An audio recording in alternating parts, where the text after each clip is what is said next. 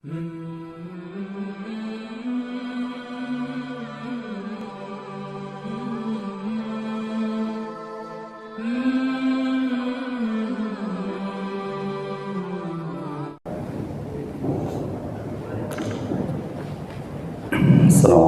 warahmatullahi wabarakatuh.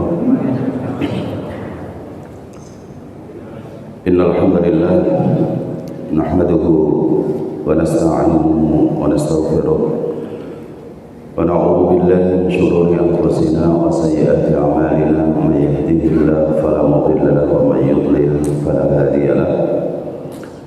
Asyhadu an la ilaha illallah wahdahu la syarika lahu wa asyhadu anna Muhammadan 'abduhu wa rasuluh. Allahumma shalli wa sallim wa barik ala nabiyyina Muhammadin wa ala alihi wa ashabihi wa man sara ala nahjihi wa iqtafa atharahu ila yaumiddin. Wa ba'du, ikhwatal iman, usikum wa iyaya bitaqwallah wa ta'atihi la'alakum turhamun. Para jamaah, bapak-bapak dan ibu yang dirahmati Allah Subhanahu wa taala. Alhamdulillah, di pagi hari ini kita panjatkan puji dan syukur kita kepada Allah Jalla Jalaluhu wa Jallat 'azamatuhu wa haqqat kalimatuhu,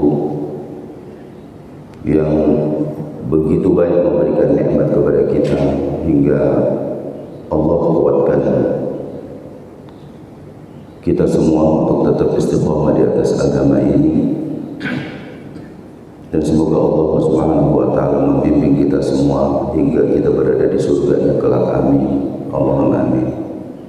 Salawat serta salam teriring senantiasa kita sampaikan kepada baginda Rasulullah sallallahu alaihi wasallam, pada keluarga beliau dan juga pada sahabat-sahabat beliau, istri-istri beliau, putra-putri beliau, dan juga semoga kita semuanya senantiasa dapat mengambil seluruh jalan hidup beliau untuk kita sampai kepada apa yang Allah dan Rasulnya inginkan dari kita semuanya, insyaallah.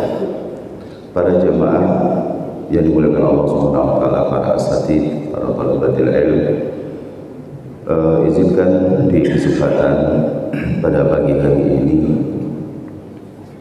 yang pertama bersyukur kepada Allah Subhanahu wa taala, kemudian jazakallahu khair kepada ketua DKM yang sudah memberikan kesempatan kepada Al-Faqir untuk berada di majelis ini, dan para asatidz sekalian. Semoga Allah Subhanahu wa taala berikan manfaat dari pertemuan kita di pagi hari ini.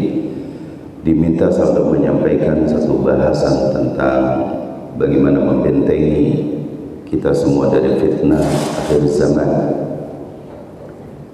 Tentunya kita sama-sama menyadari bahwa setiap zaman itu ada fitnah-fitnah, ya, sebagaimana setiap waktu siang dan malamnya itu juga ada fitnah-fitnahnya. Dan seorang muslim tentunya yang dia memiliki ghirah dalam beragama, dia ingin menyelamatkan dirinya. Setiap kita yang memiliki semangat untuk membela agama Allah Subhanahu wa taala, itu pastinya kita juga ingin semangat ini menyelamatkan kita semuanya dari fitnah, menyelamatkan kita ini dari berbagai macam ujian dan cobaan. Dijelaskan oleh Al-Imam Ibnul Qayyim al-Jauziyah rahimahullah ta'ala bahwa fitnah di akhir zaman itu bisa berbentuk dua hal. Yang pertama itu adalah fitnah yang berkaitan dengan syubhat, dan yang kedua fitnah dalam bentuk syahwat. Fitnah itu sendiri adalah ujian, sebagaimana dijelaskan oleh para ulama. Fitnah itu adalah al-ibtila wal ikhtibar. Fitnah itu adalah ujian dan cobaan yang Allah Subhanahu wa taala pasti akan memberikan ujian ini kepada setiap hambanya. Tidak mungkin kita hidup di dunia ini tanpa ujian dan cobaan. qad khalat ya min qablikum sunan, telah berlalu sunnah-sunnah dalam bentuk ujian dan cobaan dari umat-umat terdahulu. Am hasibtum an tadkhulul jannata, apakah kalian mengira akan masuk ke dalam surga? Ya. Walamma ya'lamillahu alladhina jahadu minkum. Kalau sampai Allah ya, tidak menampakkan ilmunya kepada kita, siapa orang-orang yang berjihad? Wa ya'lamas sabirin, siapa orang-orang yang bersabar? Pasti akan ada ujian Bapak dan Ibu sekalian. Dan setiap kali keimanan kita bertambah, meningkat juga ujiannya. Setiap kali kita bertambah keimanannya, ujiannya juga akan terus bertambah. Sehingga kita tidak perlu mengkhawatirkan diri kita. Kalau kemudian kita ingin menjadi orang yang hebat dalam hidup kita ini, berarti kita akan siap menghadapi ujian yang lebih hebat dari itu. Nelayan yang hebat itu bukan yang bisa nangkap ikan di pinggir pantai. Nelayan yang hebat itu pasti dia yang siap menghadapi setiap ombak dalam setiap waktunya. Dia berada di tengah-tengah laut, dia bagaimana cara mengambil ikan itu dengan ombak-ombak yang luar biasa besarnya. Begitupun semua kita ini, maka asyaddu balaan, yang paling besar ujiannya itu adalah al-anbiya wal mursalin, para nabi dan para rasul. Karena memang para nabi dan para rasul itu keimanannya di antara manusia itu yang paling tinggi. Untuk itulah kata sahabat yang mulia Hudzaifah ibn al-Yaman radhiyallahu anhu wa ardhahu memberikan nasihat kepada kita, nasihat yang sangat baik. Kata beliau, janganlah kalian berdoa kepada Allah Jalla wa'ala untuk dihindarkan dari ujian dan cobaan. Ya. Jadi janganlah kalian meminta berdoa kepada Allah Subhanahu wa taala agar kita ini tidak dihadapkan dengan ujian, tidak dihadapkan dengan cobaan hidup. Kenapa demikian? Karena hidup itu sendiri adalah ujian bagi kita. Ya. Dan tidak mungkin menjalani kehidupan ini tanpa ujian dan cobaan, itu nggak mungkin. Maka kata beliau, kalaulah kita semuanya mesti berdoa kepada Allah Subhanahu wa taala, berdoalah kepada Allah semoga Allah kuatkan kita semuanya dalam menghadapi setiap ujian dan cobaan. Ya. Kalaupun kita mesti berdoa kepada Allah Subhanahu wa taala ketika berhadapan dengan ujian ini, maka berdoalah kepada Allah semoga ketika ujian dan cobaan itu datang kepada kita, maka kita kuat menghadapinya. Menghindari ujian nggak mungkin, menghindari cobaan itu nggak mungkin dalam hidup kita ini. Ya, kita berdoa, ya Allah, hindarkan aku dari ujian dan cobaan. Enggak, Allah pasti akan berikan ujian dan cobaan kepada kita. Untuk itulah ikhwatal iman a'azanallahu wa iyyakum ajma'in. Ketika kita memahami betul hakikat kehidupan kita yang tidak akan pernah lepas dari ujian dan cobaan, dan setiap zaman ada ujian dan cobaannya. Setiap para ulama yang hidup, setiap para nabi sebelumnya yang hidup dengan masyarakatnya, dengan umatnya masing-masing, ujiannya berbeda. Ujiannya Nabi Nuh alaihi salam juga ujian yang tidak mudah. 950 tahun berdakwah siang dan malam, ya, walam yazidhum illa firar. Bukannya dakwah itu kemudian mengajak orang untuk apa? Untuk bisa kembali. Tapi setiap kali kullama da'awtuhum litaghfir lahum, setiap kali aku memanggil mereka, kata Nabi Nuh alaihi salam, ja'alu asabi'ahum fi adhanihim, mereka menjadikan apa? Mereka menjadikan tangan-tangan mereka untuk menutup telinga-telinga mereka agar kalimat Allah tidak terdengar oleh mereka. Mereka sengaja, bahkan tidak cukup dengan jari jemari mereka menutupi telinga mereka, wastaghshaw thiyabahum, sekali ini ya ditutup nih dengan kain-kain yang mereka, dengan pakaian mereka. Mereka menginginkan menghindari diri mereka agar tidak ada dakwah Nabi Nuh masuk ke dalam telinga mereka. Sampai seperti itu ujiannya, yang pada akhirnya kemudian ya, Allah berikan ujian kepada mereka, cobaan hidup kepada mereka. Nabiullah Ibrahim alaihissalam berbeda dengan umatnya, ujiannya berbeda. Nabi Lut berbeda juga ujiannya. Nabi kita Muhammad sallallahu alaihi wasallam iman, ya.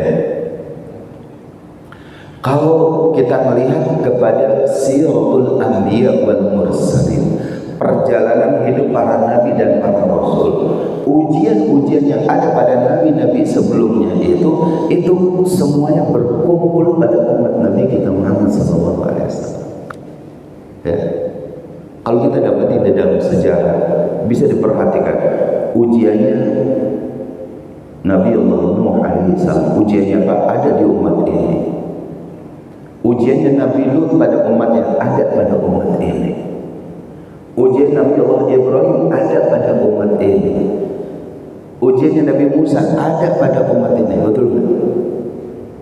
Umat kita ini kan umat Rasulullah SAW. Kalau kita dulu dapati umat Nabi Musa alaihissalam, ketika terjadi pembunuhan antara saudara, ya, lalu kemudian saudara yang membunuh menuduh orang yang tidak tahu apa-apa sebagai pembunuh, lalu kemudian mereka saling baku hantam di antara mereka.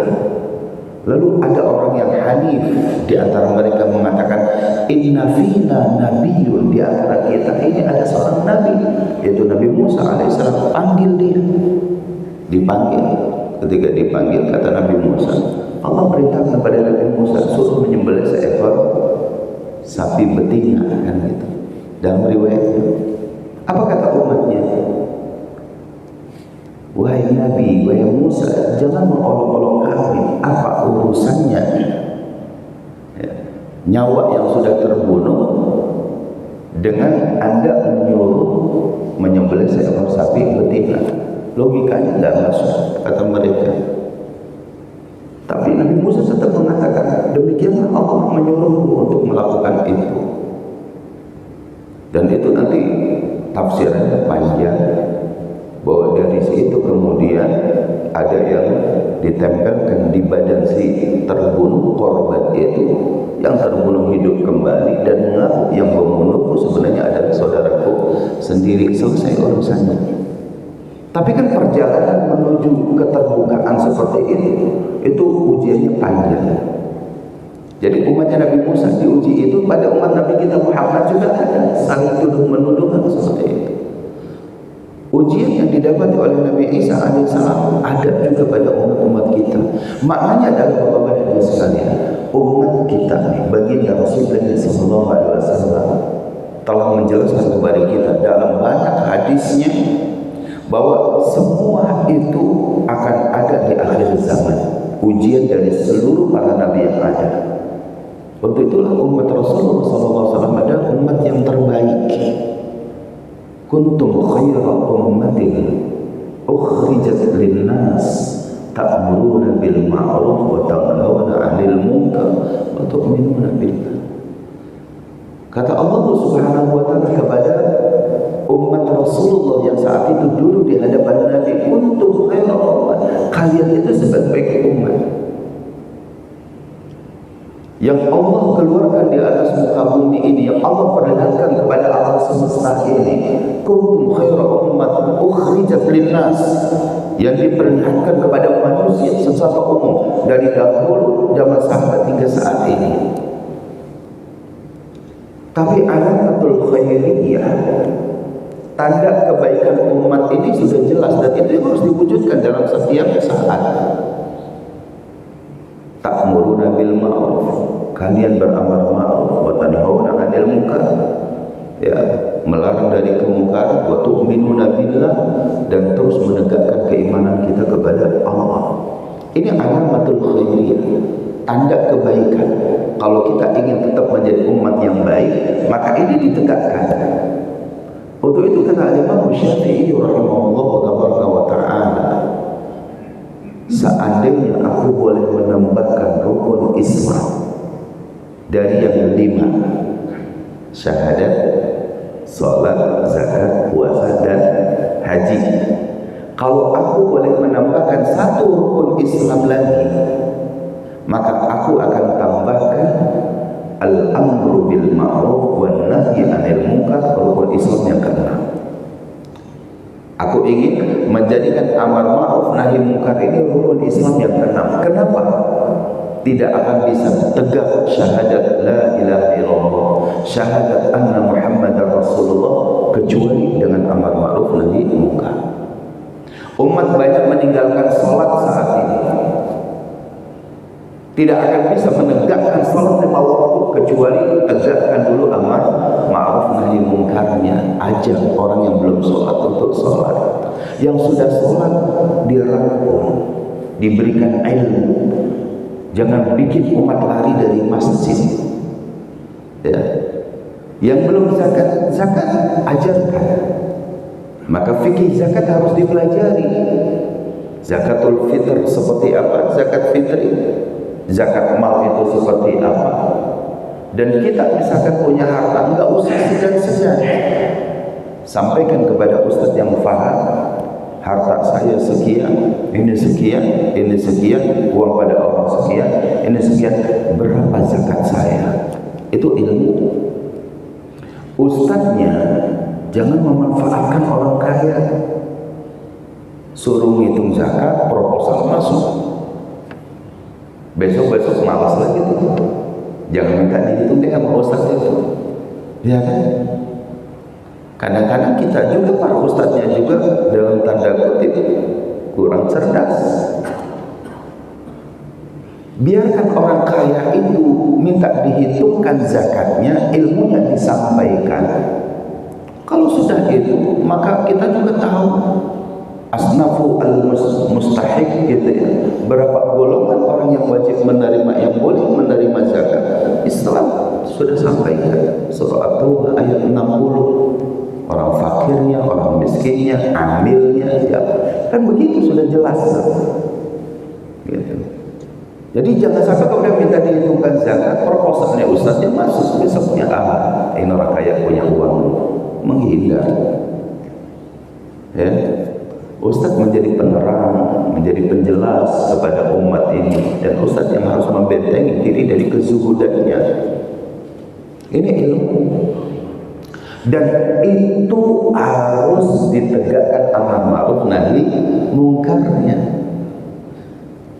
Orang-orang kaya, mohon maaf, sekarang itu hampir-hampir mereka menyembunyikan zakat malnya, karena kalau ditampakkan zaman kita ini fitnah.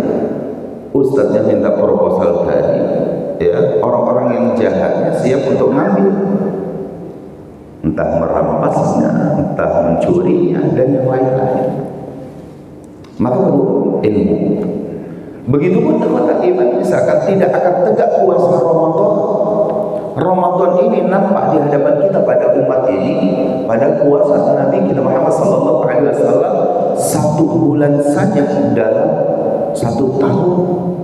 Berbeda dengan puasanya Nabi Daud, separuh usianya, itulah separuhnya untuk puasa. Umat ini sudah dimudahkan, sudah diringankan oleh Allah Jalla fi'ula. Tapi perlu ilmu, perlu akal. Masih banyak Ramadan yang tidak puasa, ya, masih banyak Ramadan yang tidak puasa. Yang kadang-kadang kita punya ghirah untuk mengingatkan orang yang tidak puasa, padahal yang tidak puasa itu sedang safar, dia boleh makan, dia boleh tidak puasa.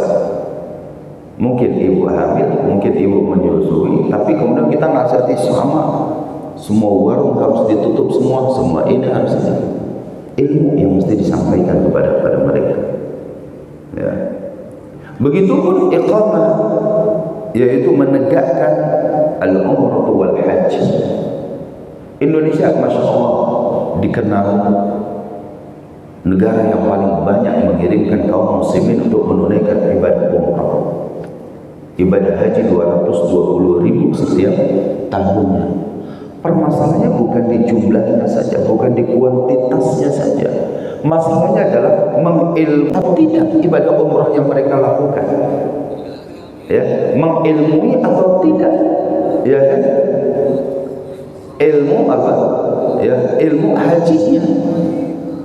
Karena kalau kemudian tidak mengilmui, ya, maka ini menjadi sesuatu yang sulit kita dapati di masyarakat. Ya. Jadi kalau kita dapati sekarang itu iqamatul amri bil ma'ruf wa nahyi 'anil munkar, menegakkan amar ma'ruf dan nahi munkar, itu masuk kepada semua ranah kehidupan kita beragama. Dan itu mesti, maka Islam itu dari dulu bisa ditegakkan di zaman sahabat, di zaman tabi'in, tabi'ut tabi'in. Kita dapati para ulama, para imam kita juga menegakkan amar ma'ruf nahi munkar. Yang saat ini terjadi adalah lemahnya kaum muslimin beramal ma'ruf nahi munkar, sehingga yang muncul adalah fitnah-fitnah yang nampak di hadapan kita. Ya. Fitnah syubhat, fitnah syahwat. Fitnah syubhat, orang mengatakan, Ustaz, urusan sholat saya dengan Allah saja, Ustaz nggak perlu ikut campur urusan ini. Betul nggak kalimat itu? Banyak sering kita dengar. Sering kita dengar, Ustaz saya mau puasa atau nggak puasa bukan urusan Ustaz, itu urusan saya. Sampai berani dan hebatnya dia mengatakan, urusan saya nanti masuk neraka itu bukan urusan Ustaz. Kalau kalimat syubhat ini dibiarkan di masyarakat Bapak dan Ibu sekalian, Islam runtuh, Islam runtuh oleh umat kita sendiri. Enggak, amar ma'ruf nahi munkar harus tetap ditegakkan. Hanya saja kata Fadilatul Syekh Muhammad bin Shalih Al-Utsaimin rahimahullah taala, giroh semangat beramar ma'ruf nahi munkar harus didasari dengan 3 hal. Mengilmui sebelum amar ma'ruf nahi munkar, sampaikan dengan penuh kecintaan, kelembutan pada saat amar ma'ruf nahi munkar. Tidak perlu kita marah-marah amar ma'ruf nahi munkar, tidak perlu warungnya itu dihancuri, ya. Tidak perlu amar ma'ruf nahi munkar itu seperti itu. Arifku wali, kelembutan kita, kasih sayang kita harus kita dahulukan. Yang ketiga, bersabar. Kata beliau, orang mau beramal ma'ruf nahi munkar kesuksesannya ada pada 3 hal. Mengilmui apa yang akan kita suruh dan apa yang akan kita larang. Jauhi oleh seorang yang ingin beramal ma'ruf nahi munkar, Anda sendiri tidak paham apa yang dilarang, apa yang akan diperintahkan. Ini kegagalan dalam beramal ma'ruf nahi munkar. Yang kedua, sampaikan dengan kelembutan, sampaikan dengan kasih sayang. Tidak ada kebencian kita ketika beramal ma'ruf nahi munkar kita tudingkan kepada orang tersebut, tidak. Justru karena kita kasih dan sayangnya, sampaikan dengan kelembutan. Kan beda, misalkan contoh gini, Muslim kok gak sholat, sana sholat, nah gitu. Itu emosi itu, ya kan?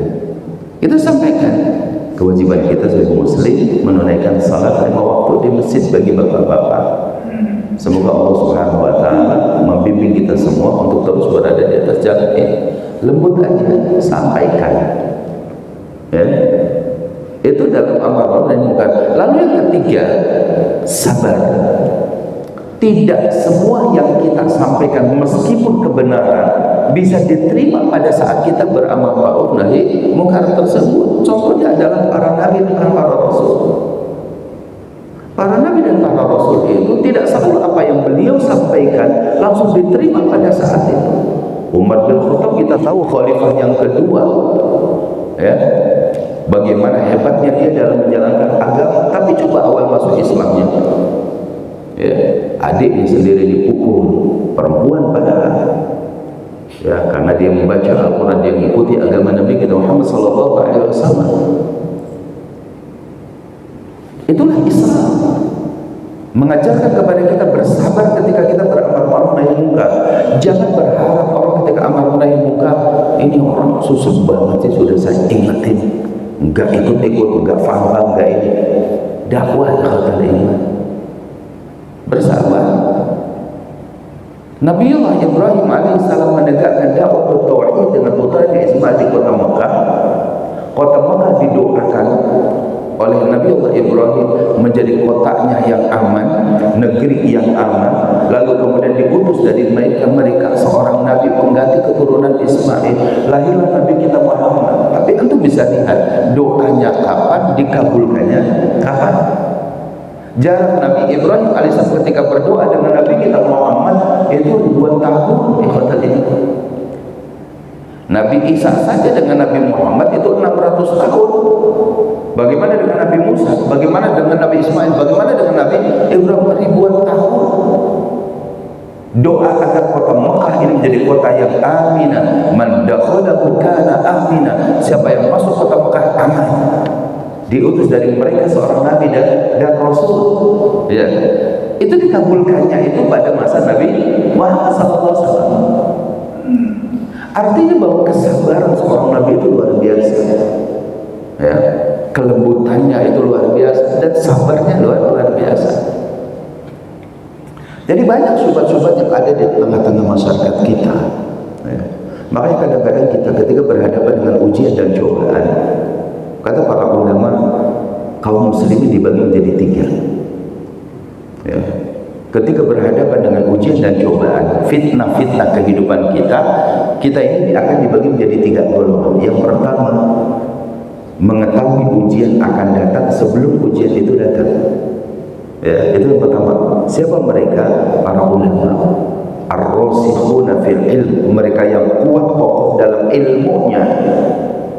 Bukan mengetahui perkara yang gaib, tidak. Tapi yang rasikh ilmunya, war-rasikhuna fil ilmi yaquluna amanna. Mereka yang kuat ilmunya, para ulama yang kokoh ilmunya, mereka akan mengetahui fitnah yang akan terjadi di hadapannya, bukan mengetahui perkara yang gaib, tapi kekuatan ilmu mengkaji kitab Allah, kitab sunnah Rasulullah itu dengan kuat sehingga tahu. Ketika terjadi peristiwa di Suriah misalkan, para ulama sudah banyak menasihati anak-anak muda pada saat itu sabar, ya, jangan melawan. Ulil amri kalian punya senjata, punya tentara, punya aturan, punya ini dan yang lain. Anda anak-anak muda punya semangat, jangan melawan.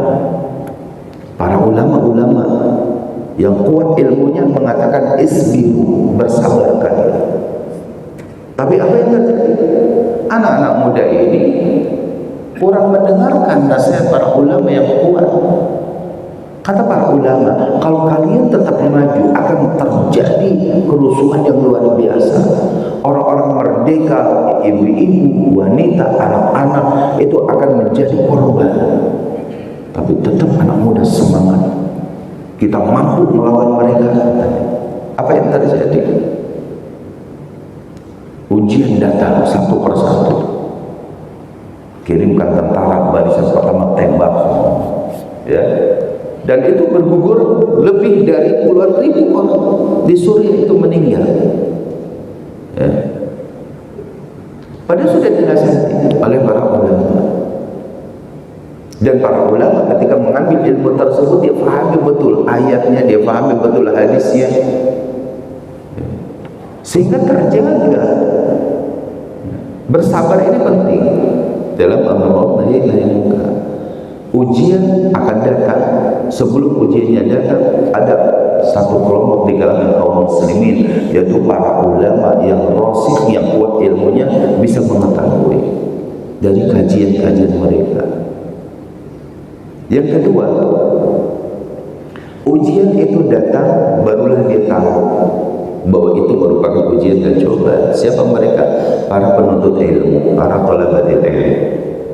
Oh ya, betul. Ternyata apa disampaikan oleh guru kita, oleh syekh kita, oleh ajaran kita, ternyata ini. Dia baru menyadari fitnah itu datang ketika sudah terjadi. Itu para thalabatul ilm. Yang ketiga, fitnahnya sudah berlalu, baru orang-orang menyadari ternyata betul kita semuanya jadi korban, kita semua jadi ini gitu. Itu siapa? Awamun nas, orang-orang awam di kalangan manusia. Mereka baru mengetahui itu ujian dan cobaan setelah fitnah itu berlalu, setelah korban berjatuhan begitu banyaknya, dan ini sudah diberikan nasihat. Ya. Nah, para jemaah yang dimuliakan Allah Subhanahu wa taala, syubhat ini bahaya, lebih bahaya daripada syahwat. Kata Imam Ibnu Qayyim bahwa fitnah syubhat berkaitan dengan akidah, gitu ya, berkaitan dengan tadi ibadah, yang dia mengatakan urusan selamat atau tidak itu urusan pribadi masing-masing. Seorang muslim tidak boleh ikut campur dalam urusan agama seseorang. Ini adalah syubhat. Ya, syubhat dalam masalah akidah, keyakinan-keyakinan yang menyimpang dari ajaran para nabi dan para rasul, ini juga banyak di kalangan kaum muslimin. Dan dahulu kita bisa membaca itu. Bukankah misalkan munculnya Qadariyah, Jabariyah itu karena apa? Karena kita lari dari dalil-dalil yang ada, yang disepakati oleh para ulama. Kata orang Qadariyah, hidup ini itu bebas dari takdir. Enggak perlu kita berbicara tentang ini sudah ditakdirkan Allah, enggak. Kita hidup ini bebas takdir, bebas aturan. Tuhan tidak ikut campur dalam urusan kehidupan kita. Dia bebas dari takdir. Qadariyah. Yang satu Jabariyah, hidup manusia itu dipaksa karena perbuatan baik dan buruk sudah diciptakan oleh Allah Subhanahu wa taala, sehingga apa? Tidak perlu kita capek-capek.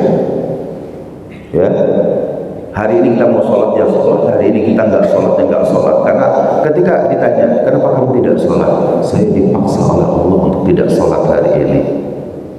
Kenapa anda tidak berbuat baik kepada orang tua, saya dipaksa oleh Allah untuk durhaka kepada orang-orang tua. Jabariyah. Bukankah ini dari kesalahan, dari kurangnya ilmu, syubhat yang ada pada mereka tentang masalah takdir? Bagaimana Ahlus Sunnah wal Jamaah? Ahlus Sunnah wal Jamaah tegak di atas ilmunya, ayat Al-Qur'annya disampaikan.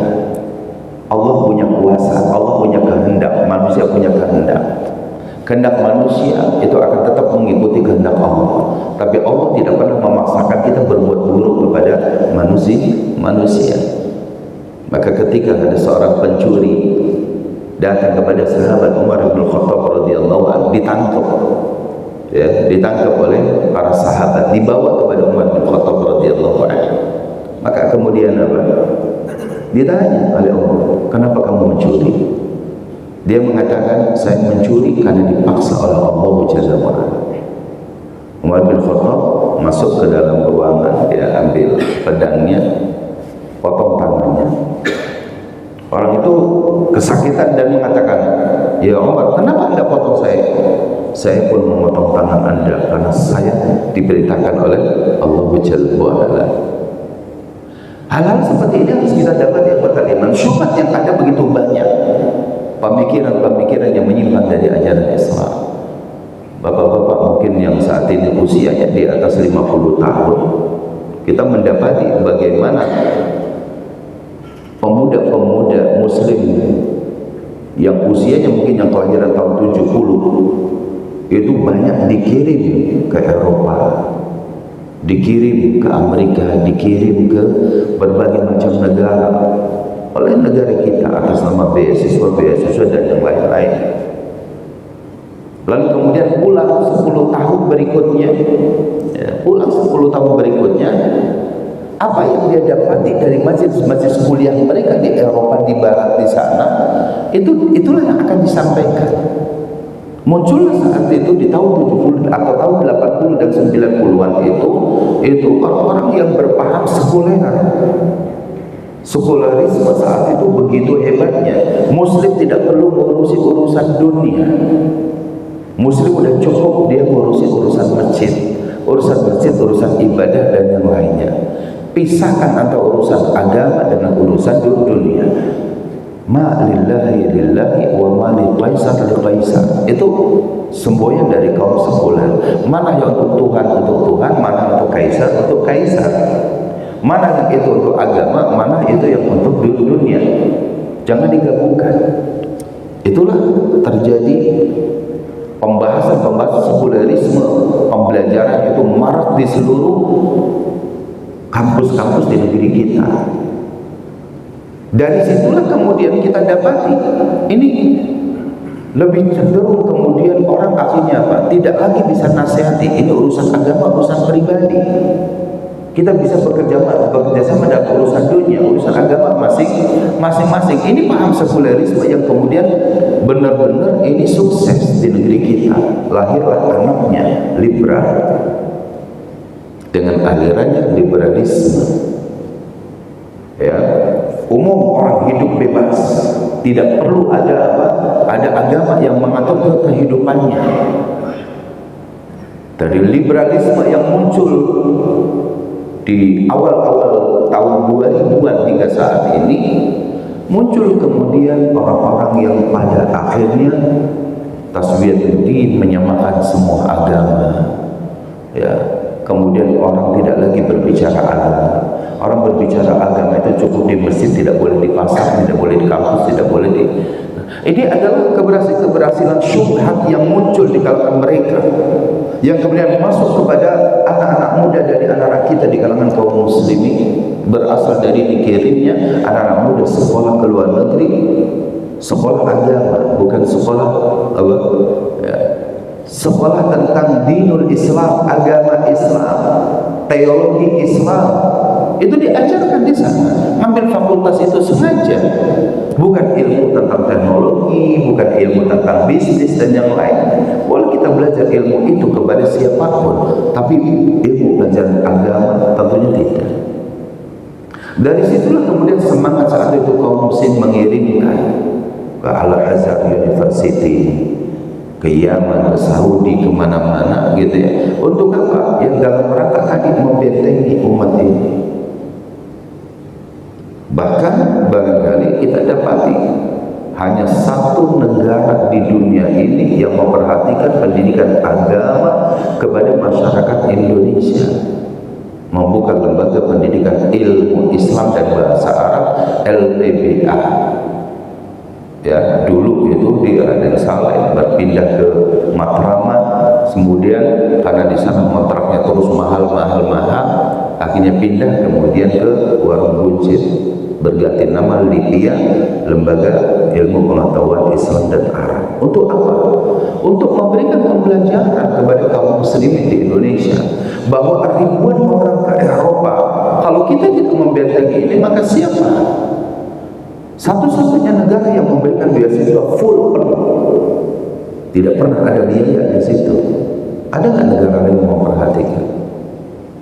Indonesia saja tidak mampu atau belum mampu membuat satu kampus yang dari awal sampai akhir gratis ribuan orang. Itu nggak ada. Ini yang terjadi. Kenapa? Kan untuk muwajahatul fitan, untuk berhadapan dengan ujian dan cobaan dari ribuan orang yang setiap tahun dikirim. Kan yang terjadi baru beberapa waktu yang lalu dibiayai oleh negara, lalu kemudian dengan bangga sekolahnya di luar, tidak mau mengabdikan di Indonesia, bahkan dia bangga anaknya kemudian menjadi warga negara orang lain. Nah ini kan banyak model kayak gitu. Ya belum lagi lah kita bisa mendapati berita begitu banyaknya orang sekolahnya di luar negeri dibiayai awalnya ngabdi sebentar, lalu kemudian balik lagi ke negara luarnya, dia kemudian kerja di sana. Kenapa? Gajinya di sana lebih tinggi daripada di negeri kita. Ini syubhat. Kalau kita kemudian tidak mengajarkan agama kepada orang-orang seperti ini, maka nantinya orang pintar semuanya keluar demi uang dan jarang yang masuk ke, jarang mau kembali. Ini syubhat. Syubhat ini akan masuk kepada syahwat. Ya, dari fitnah syubhat ini masuk kepada fitnah syahwat. Berbagai macam keinginan-keinginan duniawi kita, itulah namanya syahwat. Belajar agama ke luar negeri, ya, itu syubhat. Lalu kemudian syahwatnya adalah apa? Dia mendapatkan porsi dunia yang lebih besar. Bukankah setiap syubhat yang dilontarkan di negeri kita pemahaman kacau, lalu kemudian dia dapat bayar saja? Itu yang terjadi di negeri kita. Ya. Nah, belum lagi yang syubhat yang udah jelas-jelas masuk nih ke wilayah kita kaum muslimin, dikirimkan ke Madinah, dikirimkan ke Mekah, dikirimkan ke Mesir, dikirimkan ke mana gitu ya. Pulang-pulang minta dilayanin. Bukan dia mengabdikan ilmunya, semangat mendakwahi umat ke sana kemari. Ya, para lulusan agama ini juga terkena syubhat. Suruh dakwah di pelosok-pelosok, malah pada kumpul semua di Jakarta, kumpul semua di Kerawang, kumpul semua di kota-kota besar. Nilai mujahadahnya itu kurang. Ya. Saya ingat kembali ketika saya pulang dari Mesir di tahun 98, saya S1 LC, saya lulusan Mesir, ambil studi Islam dan bahasa Arab. Tahun 98 saya pulang. Sebelum reformasi muncul beberapa bulan, saya pulang bulan Februari, Mei itu muncul. Lalu kemudian saya pulang ke Cirebon, ke kampung saya. Lalu kemudian saya menginginkan untuk bisa mengabdikan di masyarakat itu, ditolak. Itu nggak boleh. Ya saat itu oleh guru saya juga, gitu ya. Oleh guru-guru saya yang mengajarkan saya dari sanawiyah, gitu ya, enggak. Gitu ya. Keluar dari kampung kita, keluar dari wilayah kita, itu siap, nggak apa-apa. Sampai ada bahasa, ya, ngedol ilmu ning kampung beli payu, nah gitu. Saya kan orang Cirebon gitu. Jual ilmu di kampung ini nggak laku, katanya gitu. Ya mau apa lagi, kita nggak boleh di situ. Ya, itu saya tidak boleh. Akhirnya saya kembali ke Jakarta. Sampai kemudian ada kata kiai saya, udah deh kamu di Kerawang, gitu ya. Seperti itu. Jadi ini karena syubhat, akhirnya kepada syahwat. Syahwat itu persaingan dunia. Nggak boleh kita mengajarkan ilmu di sini, itu cukup kami saja, kamu jangan di sini, gitu. Ya. Syahwat yang lain adalah tadi para talabatil ilmi yang lulus LC, lulus S1 dari Timur Tengah, maunya semuanya di tempat-tempat yang sudah ramai dakwahnya. Ya, di masyarakat yang awam, aduh, saya kan yang nggak mampu, saya sendiri, gitu. Bukankah Nabi Nuh alaihissalam juga sendiri? Bukankah para nabi di wilayah itu sendiri? Seluruh para nabi ketika dakwah itu sendiri di masyarakat yang ada. Para ulama kita pun sama, bisa bayangkan. Kita lihat para ulama sudah seperti itu, luar biasa. Ya. Nah, menghadapi fitnah syubhat dan syahwat, kata para ulama ada benteng-bentengnya. Yang pertama, al-ilmu wal amal as-salih. Itu yang pertama. Jangan berhenti menuntut ilmu. Seorang muslim ketika berhenti menuntut ilmu, maka disitulah zirah keagamaannya akan redup. Yang menyemangati kita untuk pembelaan terhadap agama itu kita menuntut ilmu. Itu yang pertama. Tidak boleh kita berhenti menuntut ilmu. Sampai kapan? Sampai Allah wafatkan kita. Menuntut ilmu tidak selalu harus di majelis kajian, harus di majelis kuliah. Bisa di masjid seperti ini, maka kita tetap menuntut ilmu, hadir di majelis ilmu. Itu yang pertama. Berkaitan dengan fadilah menuntut ilmu, itu tuh kajian yang cukup panjang. Bagaimana malaikat semuanya mendoakan kita, bagaimana seluruh hewan tumbuhan yang ada mendoakan para penuntut ilmu, itu jelas sudah banyak. Lalu kemudian apa? Ilmu yang dimaksudkan adalah yang muttafaq alaihi al-ulama. Yattafiqu alaihi ulama. Ilmu yang dimaksudkan itu ilmu yang sumbernya disepakati oleh seluruh para ulama, bukan oleh sebagian kecil, tapi seluruh para ulama. Apa itu? Yang itu menjadi masdarut tasyri', sumber hukum Islam. Al-Quran, As-Sunnah, Al-Ijtihad. Ini sumber ilmu. Al-Ijtihad melahirkan dua produk, al-ijma' wal qiyas. Ya, ini yang al-muttafaq. Kalau kita mau belajar ilmu untuk membentengi kita dari fitnah, Al-Qur'annya kita pelajari, hadisnya kita pelajari, pendapat para ulama dalam bentuk ijma' dan qiyas itu dipelajari, karena itulah ilmu yang muttafaq. Imam siapapun, al-a'immah al-arba'ah, Abu Hanifah, Nu'man bin Thabit rahimahullah, Anas ibn Malik rahimahullah, Muhammad ibn Idris Asy-Syafi'i rahimahullah, Ahmad ibn Hanbal rahimahullah. Imam ini sepakat ilmu bersumber dari empat. Tidak ada ilmu yang lahir dari ini kecuali waswasatus syaitan. Ini jelas di para ulama kita iman. Al-Quran, Sunnah jelas wahyu. Ijtihad atau ijma' dan qiyas adalah bentuk istidraknya para ulama. Para ulama mengambil ilmu dari dua sumber yang utama. Selain kita mengambil ilmu dari empat hal ini, itu waswasatus syaitan. Kita belajar ilmu filsafat bukan dari Al-Quran, bukan dari Sunnah, bukan dari ijma', bukan dari qiyas. Ya. Dan itu ilmu itu kata Imam Syafi'i itu terlarang, tidak boleh kita pelajari kecuali dipaksa. Kan sekarang itu ilmu filsafat itu masuk semua ke jenjang kuliah dan itu harus dipaksa untuk belajar. Gitu. Nah ini ilmu. Setelah ilmu harus melahirkan amal soleh sebagai benteng. Karena para ulama, Al-Imam Al-Khatib Al-Baghdadi dalam kitab beliau, ya, Iqtida'u al-ilmi al-amal, apa yang dikehendaki ilmu adalah amal. Al-Imam Al-Khatib Al-Baghdadi mengatakan bahwa Anda tidaklah bisa disebut seorang yang berilmu kecuali Anda mengamalkannya. Karena yang dikehendaki oleh ilmu adalah pengamalan. Sekecil apapun. Kita bisa ilmu tentang wudu, amalkan wudu dengan baik. Kita bisa tentang sholat, amalkan kita sholat tersebut. Allah Jalla wa Ala la yukallifullahu nafsan illa wus'aha.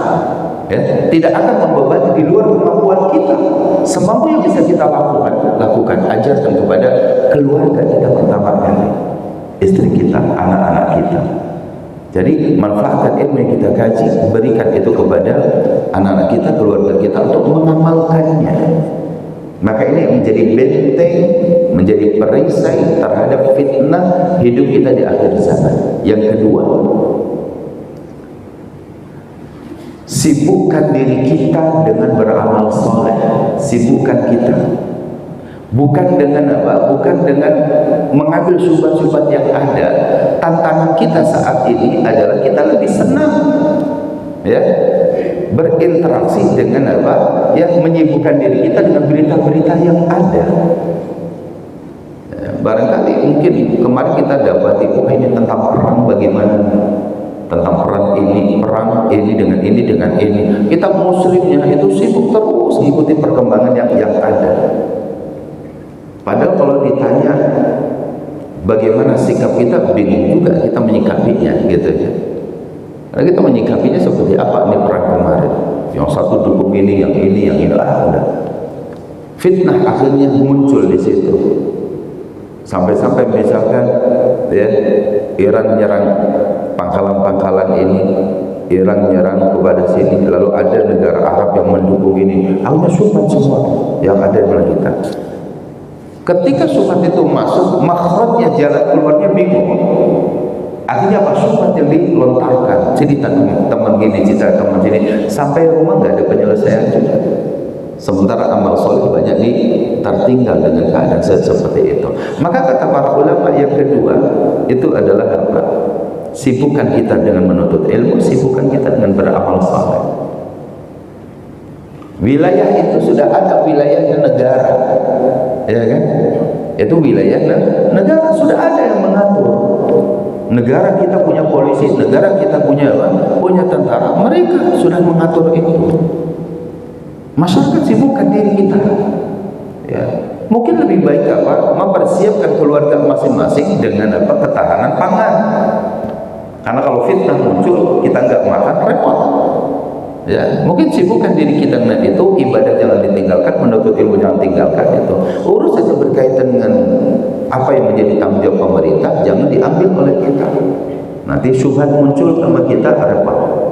Di masyarakat kita ini begitu. Pada negara ini Allah punya kekuatan yang luar biasa. Ada anggota DPR ribuan orang yang setiap harinya itu tuh kerjaannya kan. Kerjanya bagaimana mensiasati ini gitu. Ada anggota DPR MPR seperti itu, ada polisi, ada tentara dan lain-lain. Nah, ini salah satu contoh. Kata para ulama, menghindari fitnah akhir zaman, sibukkan diri kita dengan ilmu dan amal saleh. Yang ketiga, jauhi sumber-sumber fitnah. Jauhi sumber-sumber fitnah. Al-ibti'ad an mawatinil fitnah. Jauhi sumber-sumber fitnah yang ada. Bukankah ini juga salah satu itu? Menjadi sumber fitnah kan ini handphone kita nih.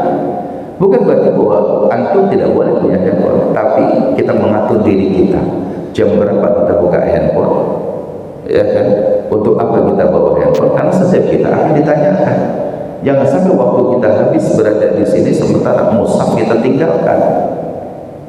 Jarang sekarang orang bawa di kantongnya itu mushaf, tapi yang dibawa adalah ini. Awalnya betul, Ustaz, Al-Quran ada aplikasinya di sini.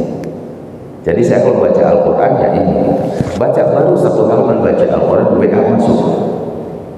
Al-Qurannya ditutup, WA-nya balas-balasan terus gitu ya. Akhirnya apa? 1 jam kita baca Al-Quran, 5 jam, 6 jam kita buka WA, buka video, buka ini. Fitnah, muhtinil fitnah. Makanya kata para ulama nasihati kita, antum punya jadwal juga. Buka HP itu kapan? Ya. Harus kita yang menetapkan itu. Kalau antum tidak menetapkan, kita akan kalah dengan keadaan yang ada. Itu pastinya. Makanya saya datang ke beberapa masyayikh bertanya, bagaimana hubungan Anda dengan gadget yang Anda ini? Kata dia, anak-anakku, aku jadwalkan kapan aku membuka HP. Dari HP itu juga karena manfaatnya, misalkan saya jawab pertanyaan dan yang lain. Banyak para ulama membuka HP itu secara umum untuk membahas semuanya itu dari pada asar sampai jelang maghrib. Nanti di pagi harinya jam sekian sampai jam sekian, udah setelah itu selesai. Wah Ustaz, nanti gimana kalau orang menghubungi orang lain, dikasih tahu aja yang sering hubungi saya di jam sekian sampai jam sekian. Kalau kita menunggu, orang nanti akan terus kapan saja, nah itu waktu kita akan habis. Sama seperti Bapak dan Ibu misalkan dagangan, punya toko. Siapa bilang kalau misalkan punya toko itu lalu di jam sholat, itu kalau antum tidak tutup rezeki hilang? Enggak. Jangan sibukkan kita oleh kepentingan orang lain, tapi kita lah yang mengatur. Jam 7 toko buka sampai jam 11. Jam 11 sampai jam 1 tutup. Tulis di situ. Orang kalau produk kita bagus, dia akan datang dan akan antri panjang. Tapi di jam tutup kita punya kebebasan. Kita bisa datang ke masjid lebih awal untuk sholat zuhur. Kita yang mengatur waktunya. Jam 1 kita makan tenang dan yang lainnya. Kalau sekarang itu fitnah. Sekarang buka toko itu begitu panjangnya, zuhur buka, asar buka, maghrib buka. Padahal yang beli anak kecil, dia datang pulang sekolah beli apa? Permen 1.000 perak, uangnya 10.000. Yang kita tunggu itu, kita terfitnah dengan dunia karena kita yang tidak mengatur dunia itu. Para ulama juga sama, pedagang juga. Al-Imam Abu Hanifah itu tukang penjual kain di pasar. Waktunya kapan? Pagi jam 8 sampai jam 10.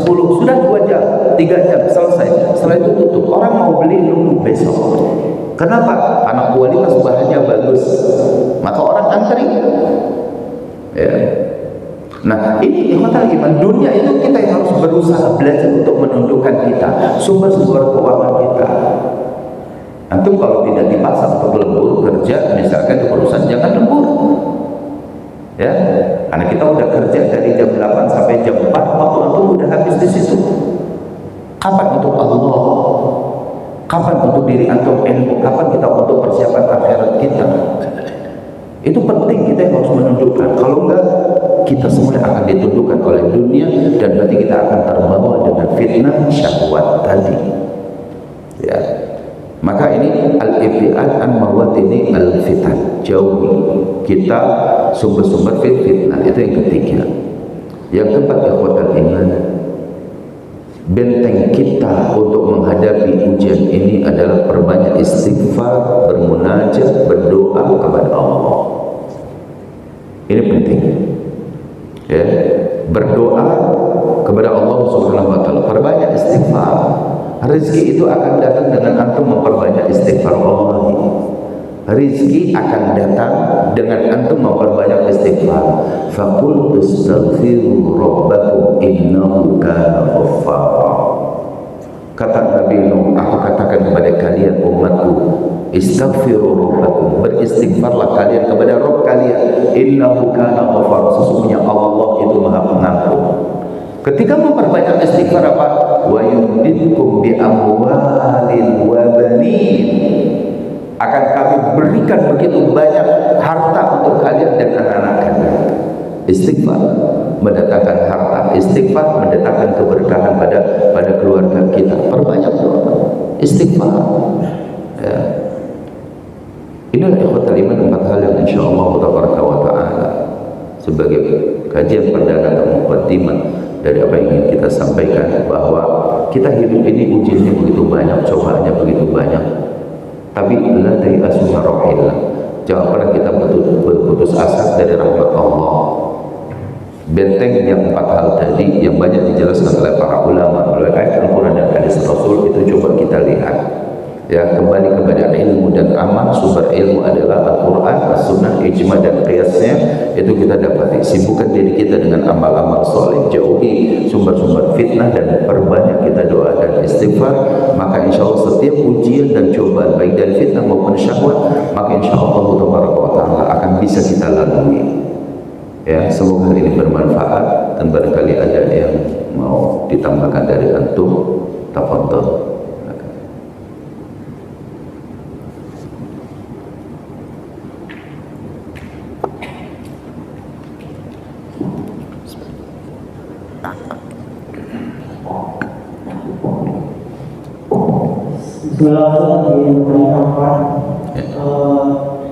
Memang ya, kalau kita itu kan sangat besar ya dia. Nah, kita terutama Muslim sebagai pribadi itu bagaimana menyikapinya atau menyadari terhadap kesalahan penyakit. Nah, ada misi masyarakat itu berhasil menggelindingkan kita pada kebiasaan. Contohnya kayak hati masuk ke dalam lain itu kan tanpa sadar kita selalu masih itu. Nah, itu supaya untuk kiat-kiat lebih menyadarinya, biar supaya kita melawan rasa penyakit itu sudah jadi Allah. Ya, untuk menghindari itu tadi, obatnya itu memang 4 tadi ya.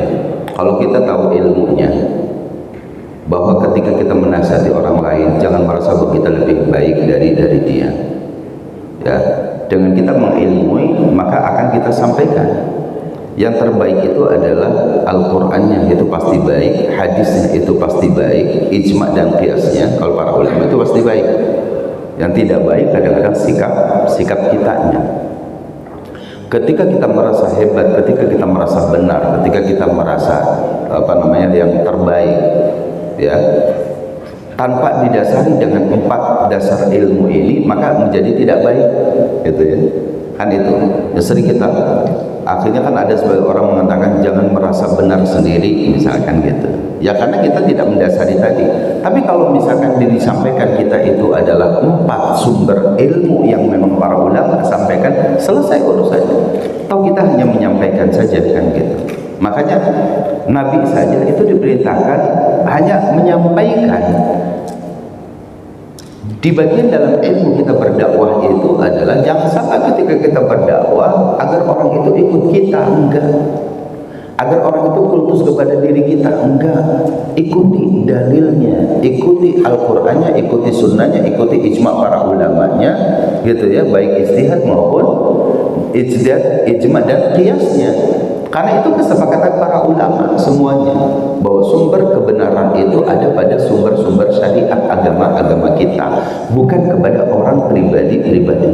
Sekarang kan yang jadi problem itu adalah setiap pendakwah, setiap ustaz, setiap ajengan, setiap habib, setiap sahabat, orang siapa saja mengatakan dia punya ilmu agar orang itu tunduk kepada dirinya. Ini kesalahan. Ya kan? Dijelaskan dalam Al-Quran juga, tidak boleh seorang nabi ketika mendakwahkan itu lalu macam kamu sembahlah aku, ya kan? Tapi yang diperintahkan oleh Al-Quran oleh Allah Jalla wa'ala, kunu rabbaniyina bima kuntum tu'allimuna al-kitab wa bima kuntum tadrusun. Jadilah kalian itu umat yang rabbani. Umat yang robbani itu apa sih? Umat yang tadi kalau beragama itu bukan mengikuti ustadznya, bukan mengikuti ajengannya, bukan mengikuti habibnya, bukan mengikuti siapa. Lahum fadlun, mereka punya keutamaan yang kita tidak mengetahui. Akan tetapi yang kita dapati adalah robbaniyin, ada orang-orang yang dia berpegang teguh dengan agama Allahnya. Sumbernya tadi Al-Quran, As-Sunnah, Al-Ijma' wal Qiyas tadi, gitu. Nah, ini adalah robbani seperti itu. Jadi jangan pernah kita mengajak orang itu kemudian putus kita. Akhirnya kan orang mengatakan mau menang sendiri, pintar sendiri, ya kan? Seperti itu. Kenapa? Karena kita mengajaknya taklid dengan kita, fanatik dengan kita. Dan saya yang sering menjelaskan kepada ustaz-ustaz muda, saya sampaikan bahwa saya paling tidak suka, misalnya saya sampaikan ini kepada ustaz muda, kalau anda ngaji di masyarakat lalu kemudian ngaji sama ini nggak boleh ngaji sama yang lain, ngaji enggak dengan yang lain, padahal mereka mengambil Al-Qurannya, hadisnya, ijma' dan qiyasnya, ini sama, ya. Tinggal nanti kemudian pemahaman para ulama itulah yang harus kita lihat, ulamanya yang seperti apa. Kalau ngambil sumbernya itu salah, akan ketahuan mudah. Bisa kita, misalkan contoh gitu, kita membaca ayat Al-Quran, tidak paham kecuali terjemahnya saja. Para ulama tafsir, mufassirin sudah menjelaskan, kalau ada seseorang yang menafsirkan Al-Quran lalu kemudian ngambilnya bukan dari tafsir para ulama Ahlussunnah, tidak ngambil misalkan tafsir dari Al-Imam Ibnu Katsir, Al-Imam At-Tabari, Al-Imam Al-Qurtubi, Al-Imam Asy-Syaukani, Al-Imam yang Ahlussunnah jamaah, tapi ngambilnya misalkan dari tafsir sekuler, ya nggak bakalan sampai, ya kan? Nah, kita kan ada di situ. Hadis misalkan, kita ngambil hadis, kita tidak paham hadis kecuali makna dijelaskan oleh para ulama. Al-Imam Bukhari menuliskan kitab Sahih Bukhari, Al-Imam Muslim menuliskan Sahih Muslim, tapi kan ada pensyarahnya. Ya, ada Imam Al-Bukhari disyarah oleh Imam Ibnu Hajar Al-Asqalani dalam kitab Fathul Bari-nya misalkan. Al-Imam Muslim, ya, Al-Imam Muslim, ya, punya kitab sahih dijelaskan oleh Al-Imam An-Nawawi rahimahullah taala. Nah, itulah yang kita ambil. Maka kita akan sampai kepada pemahaman yang benar. Ya, kenapa? Karena kita ngambil jalur juga dari para ulama. Belajar hadis, kita paham terjemahannya, tapi kita paham syaratnya. Dari siapa kita mensyarat? Dari pastinya dari para ulama. Itu insya Allah akan sampai kepada pemahaman yang hak. Ya, seperti itu. Allah Taala. Cukup? Bagaimana? Satu lagi. Terakhir ya, terakhir. Fadhal. Gimana misalnya untuk dari penggunaan handphone di keluarga kita, terutama untuk membatasi anak dari handphone. Karena kalau kita ambil gimana paham insyaallah. Ya. Baik. Waalaikumsalam. Singkat saja, saat ini memang ini menjadi menjadi hal yang sulit dihindari. Pertama memang karena kitanya, ya kan. Pertama begini, anak kita itu yang masih kecil nggak punya uang kan untuk beli HP, kita yang membelikan. Ya, kita yang membelikan HP untuk anak-anak kita, anak TK, anak SD kita kan gitu. Lalu kemudian ketika sulit, lalu kita yang bingung gimana caranya. Padahal kita yang memfasilitasi itu. Gitu. Dulu saya pernah, ya guru saya di Al Azhar itu masya Allah ketika ngajar kita itu saya melihat beliau itu dan dosen yang komitmen betul-betul terhadap agama luar biasa. Lalu kemudian saya dapati selesai kajian, selesai kuliah, saya deketi beliau dan saya tanya, saya bilang, Syekh, gimana caranya antum membentengi rumah antum, keluarga antum, anak-anak antum? Yang saya masuk ke Al Azhar saja itu di depannya itu ada penjajah itu yang menjajakan jualan koran. Itu koran-koran di Mesir itu Pak, ini koran ini itu dulu itu ratusan koran itu, dan majalah-majalah dan vulgar. Itu di depan Masjid Al Azhar di Kairo, itu di depan kuliah itu ada. Sementara masuk ke kuliah diajari agama, itu di depan kuliahnya itu penjual koran yang dia pakai tempat ya, itu dijajakan di situ. Tapi antum, masya Allah, saya bilang ke dosen ini, saya ingin nanya apa kiatnya. Beliau mengatakan apa? Kami sepakat dengan istri, dengan anak-anak, tidak boleh ada satu lembar pun dari koran, satu lembar pun itu dari majalah masuk ke dalam rumah ini, kecuali Al-Quran dan kitab-kitab para ulama. Maka anak-anak saya, waktu itu dia bilang anak saya ada 5 atau 6, saya lupa, rata-rata hafal Al-Quran di atas usia atau di bawah usia 10 tahun hafal Al-Quran. Dan anak saya yang perempuan hafal Al-Quran di usia 9 tahun, sekarang hafal ini dan masya Allah ini berhasil seperti itu. Memang saat itu kan belum ada HP, tapi kan makanya tadi ujian setiap waktunya ada masanya, ada caranya gitu. Tapi sekarang misalkan ujian setelah itu kan kita ada TV di rumah, yang membelikan TV-nya